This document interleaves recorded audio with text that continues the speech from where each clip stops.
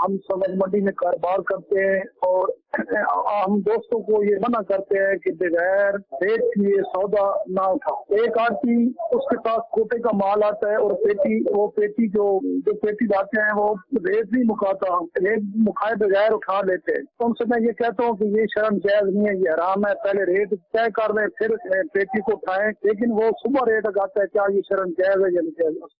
بغیر طے کی اٹھا لیتا ہے. جی یہ تو کہتے ہیں کہ بھئی ریٹ طے کر کے اٹھاؤ، لیکن ایک شخص ان کے سے بزنس کرتا ہوگا تو وہ پیٹیاں اٹھا لیتا ہے اور ریٹ طے نہیں کرتا، بعد میں ریٹ طے ہوتے ہوں گے جو بھی ہے. پیٹیوں سے مفہوم ہو رہا ہے کہ وہ فروٹ کا کام ہے. جی جی جی.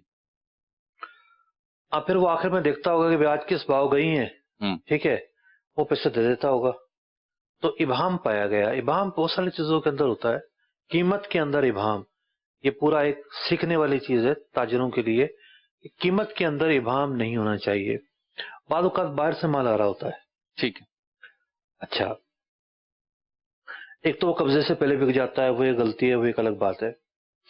دوسری غلطی کیا ہوتی ہے، بھئی لگا لیں گے پیسے. ابھی ہمیں اندازہ نہیں ہے کہ پورٹ پر ڈیوٹیز وغیرہ کتنے میں کلیئر ہوتی ہیں، تو جب وہ کلیئر ہو جائے گا پھر ہم آپ کو قیمت بتا دیں گے. صحیح، قیمت ہی نہیں بتائی جا رہی ہوتی. جی. تو اس طرح کے بہت سارے سودے ایسے ہوتے ہیں جس کی قیمت نہیں بتائی جا رہی ہوتی. کوئی پلاٹنگ اسکیم ایسی آ گئی ہے مارکیٹ کے اندر، کہتے ہیں جی آپ خرید لو پیسوں کا بعد میں بتائیں گے. تو ایسا نہیں ہے.